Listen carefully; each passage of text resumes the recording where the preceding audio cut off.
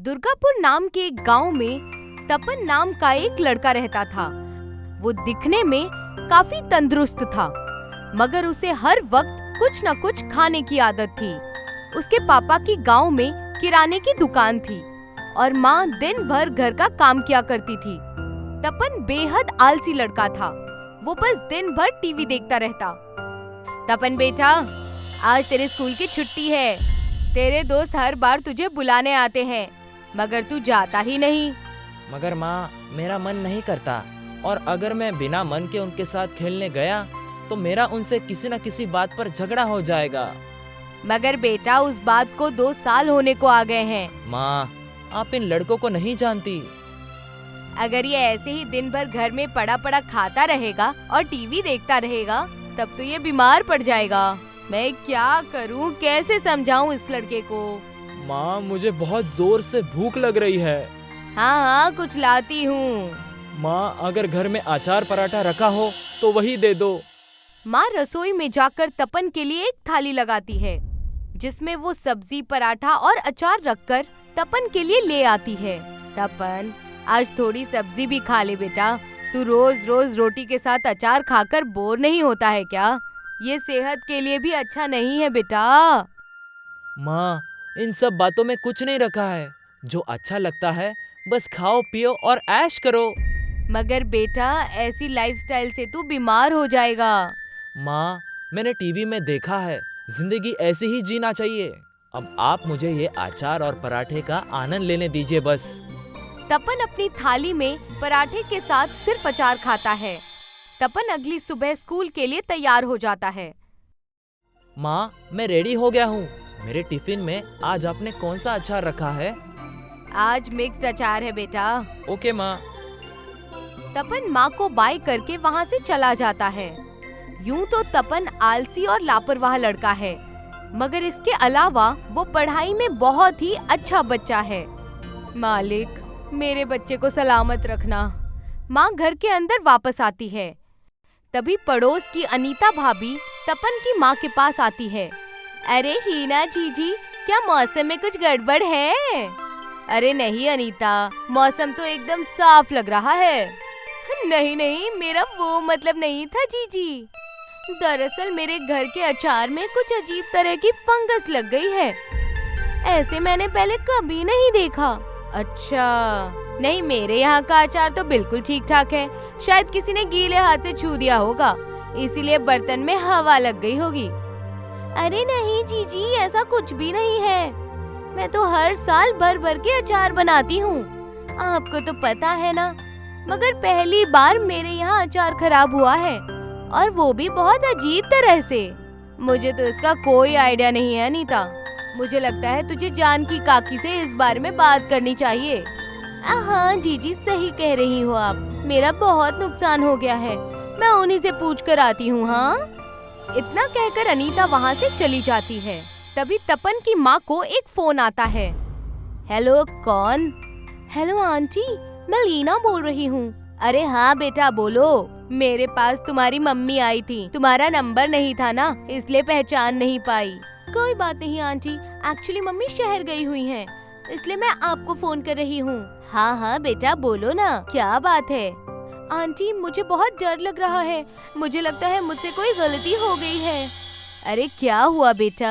Aunty, मुझे भूख लग रही थी। मैंने अभी थोड़ी देर पहले जैसे ही थाली में अचार निकाला तो उसमें से अजीब सी बदबू आ रही है, और पता नहीं कितनी गंदी फंगस लगी हुई है उसमें।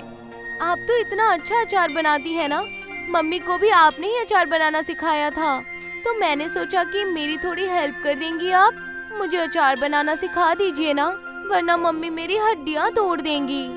ये सुनते ही तपन की माँ को झटका लगा कि एक ही जैसी बात 2 लोग कैसे कर रहे हैं। अब हाँ बेटा, तुम्हारा मन करे तो तुम आ जाना। माँ जैसे ही फोन रखती है, वो देखती है कि तपन स्कूल से जल्दी वापस आ गया। अरे, आज तो तुम्हारा कोई इम्तिहान नहीं था, फिर भी तुम इतनी जल्दी कैसे आ गए? पता नहीं माँ, स्कूल वालों ने इमरजेंसी में छुट्टी दी है। अब क्या हुआ है ये सब तो मैं नहीं जानता, बस मुझे इतना पता है कि मुझे भूख लग रही है। कपड़े बदल कर आता हूँ। आप प्लीज मुझे आज अचार के साथ एक नमकीन चावल दे दीजिए। स्कूल में कैसी इमरजेंसी आ गई है बेटा? तपन की माँ तपन से ये पूछती है कि तभी उनकी नजर बाकी स्कूल के लौट रहे बच्चों पर पड़ती है। अरे आखिर हो क्या रहा है हमारे गांव में? इतना सोचते हुए माँ रसोई घर में जाकर फटाफट नमकीन चावल बनाकर उसमें जैसे ही अचार रखने के लिए बर्तन खोलती है, उसके हाथ से बर्तन छूटकर नीचे गिर जाता है और जमीन पर अचार फैल जाता है।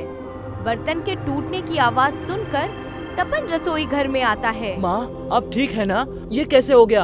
अरे हाँ मैं ठीक हूँ बेटा, मगर माँ इसमें से तो बहुत गंदी बदबू आ रही है। हाँ बेटा, सुबह तक तो सब कुछ सही था। मुझे लगता है हमारे गांव में कुछ तो गड़बड़ हो रहा है। तभी तपन के पापा घर पर आते हैं और तपन और उसकी माँ को आवाज लगाते हैं।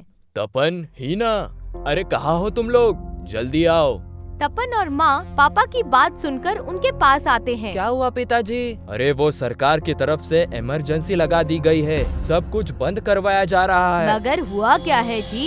ये तो कोई नहीं जानता, बस इतना पता है कि हमारे गांव में शायद कोई वायरस फैल गया है जो अभी सिर्फ खाने पीने की चीजों पर अटैक कर रहा है। हो सकता है वो इंसानों पर भी अटैक करे, इसीलिए हमें बहुत सोच समझकर कदम उठाने पड़ेंगे।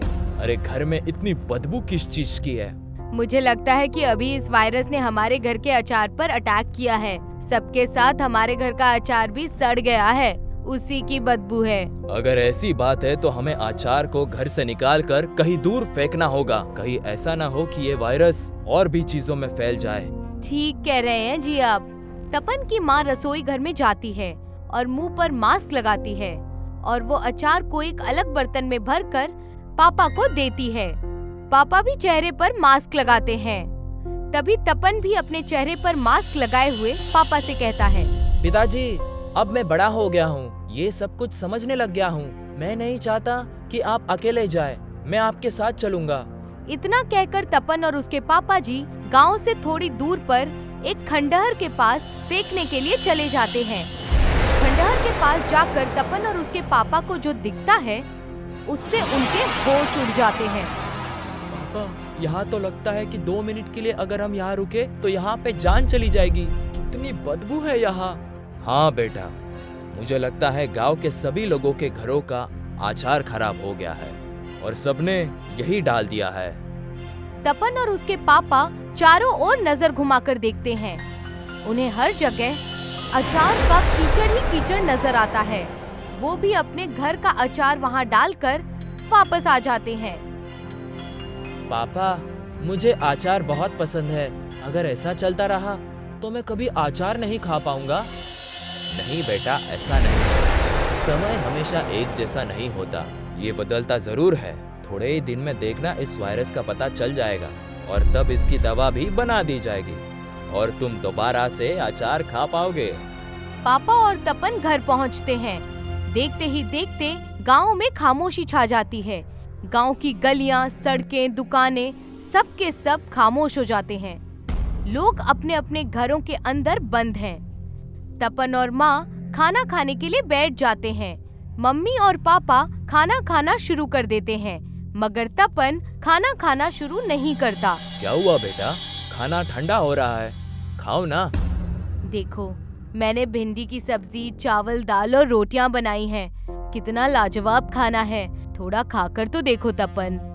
मम्मी मुझे माफ कर देना। क्या हुआ बेटा? आप हमेशा कहती थी ना कि मुझे अचार के अलावा कुछ खाना चाहिए, लेकिन मैंने आपकी बात कभी सुनी नहीं। आज देखिए ना, मेरे थाली में कितना कुछ है मगर मुझसे खाया ही नहीं जा रहा। काश मैं आपकी बात मान लेता और सब्जी खाना सीख लेता। बेटा, ये टेस्ट हमारी जबान से पहले हमारे दिमाग में होता है। तुम टेस्ट को लेकर ज्यादा सोचो मत, बल्कि अपने हेल्थ के बारे में सोचो। तब देखो तुम्हें यही खाना कितना अच्छा लगने लगेगा। आप ठीक कहते हैं पापा। तपन बेमन से खाना खाना शुरू करता है। वो पूरी थाली फिनिश कर देता है। आज पहली दफा उसने ऐसा किया। उसे यकीन नहीं होता कि वो बिना अचार के भी रोटी खा सकता है। तपन की सुबह सुबह आंख खुलती है और वो एक नोटबुक लिखने बैठ जाता है। तभी उसकी माँ पूजा की थाली लिए उसके कमरे में आती है। अरे बेटा, उठते ही पढ़ने बैठ गए? तेरा तो स्कूल बंद है ना? हाँ माँ, स्कूल तो बंद है, लेकिन मेरे दिमाग में कुछ चल रहा है, बस उसी को लिख रहा हूँ। ठीक है बेटा, मगर जल्दी से हाथ मुंह धोकर बाहर आ जा। तुम्हारे लिए नाश्ता बना दिया है मैंने। नाश्ता करते वक्त उसके पापा तपन से पूछते हैं। तपन, सब ठीक है ना बेटा? तुम थोड़े परेशान लग रहे हो। नहीं पिताजी, मैं एकदम ठीक हूँ, कुछ नहीं हुआ है मुझे। ऐसे ही कुछ दिन बीत जाते हैं और इसी तरह रोज सुबह होते ही तपन उठते ही नोटबुक में कुछ लिखना शुरू कर देता है और फिर दिन भर कभी माँ कभी पापा के साथ उनके कामों में हाथ भी बटाता है। मम्मी और पापा जानते थे कि तपन पढ़ाई में बहुत अच्छा है, मगर इसके बावजूद भी कभी तपन को इतनी शिद्दत से कुछ लिखते पढ़ते नहीं देखा था उन्होंने। हीना, तपन को क्या हुआ है? आजकल जब देखो एक नोटबुक में कुछ लिखता रहता है, किसी को दिखाता भी नहीं है और बताता भी नहीं है कि क्या चल रहा है। हाँ, मैंने भी ये बात गौर की है जी। मुझे भी तपन का ये सब करना समझ में नहीं आ रहा है, कहीं कुछ तो गलत हो रहा है। मुझे बस इसी बात की फिक्र लगी रहती है। तुम चिंता मत करो, मैं देखता हूँ मैं क्या कर सकता हूँ। पापा उसी रात को जब तपन सो रहा होता है तब उसके कमरे में जाकर उसकी नोटबुक चेक करते हैं। अगली सुबह तपन बेहद खुश नजर आ रहा है। आज वो उठते ही नोटबुक पर कुछ नहीं लिखता, बल्कि एक बकेट में पानी भर के किचन से कुछ सामान लेता है और उन्हें मिक्सर में चलाता है और उसका पाउडर बनाकर उस पानी में डाल देता है। वो अब अपने पूरे गांव में उस पानी से स्प्रे करता है और अपनी मम्मी से कहता है, माँ, क्या तुम आज मेरे लिए अचार बना सकती हो? मगर बेटा। अगर मगर छोड़ो माँ, क्या तुम ऐसा कर सकती हो? हाँ बेटा, मैं बनाती हूँ, मगर इसमें 2-3 दिन का वक्त लगेगा। कोई बात नहीं माँ, मैं वेट करूँगा। आप प्लीज मेरे लिए अचार बना दो ना। मम्मी अचार बनाकर 2-3 दिन घर में आ रहे धूप में उसे रखती है और फिर चौथे दिन तपन से कहती है, बेटा अचार तो बन गया है, मगर मेरी इस जार का ढक्कन खोलने की हिम्मत नहीं हो रही है। अगर ये अचार भी सड़ गया तो? तपन अपनी मम्मी से कुछ नहीं कहता। वो चुपचाप से जार का ढक्कन खोलता है और उसमें से अचार निकालकर खाता है। माँ, क्या अचार बनाया है? मजा आ गया। मगर तपन, तुमने ये सब कैसे किया? क्या किया, कैसे किया, वो सब मैं आपको बाद में बताऊंगा पापा। पहले आप मेरे साथ उस खंडर में चलिए जहाँ अचार का कीचड़ जमा हुआ है, नहीं तो उसकी वजह से हमारे गांव में कोई और बीमारी फैल जाएगी। अरे, मुझे कोई बताएगा कि हो क्या रहा है? माँ, पहले हमें खाना लगा कर दो, सब्जी और अचार के साथ, तब सब कुछ बताऊंगा। पापा, मम्मी और तपन खाना खाने बैठते हैं। तब तपन कहता है, माँ, मैं साइंस का स्टूडेंट हूँ। अपने आलस के चक्कर में कभी अपने हुनर को पहचान ही नहीं पाया। आज जब भी अपने गांव में आफत आई तब पता चला कि मैं इसका सलूशन निकाल सकता हूँ, और बस मैंने ठान लिया और करके दिखाया। वैसे ये सही भी तो है ना कि अब इस वायरस के चक्कर में कम से कम मेरा आलस तो खत्म हुआ और साथ में मैं सब्जियां खाना भी सीख गया। माँ, थोड़ा अचार और देना प्लीज। मम्मी और पापा तपन की बातें सुनकर हंसते हैं।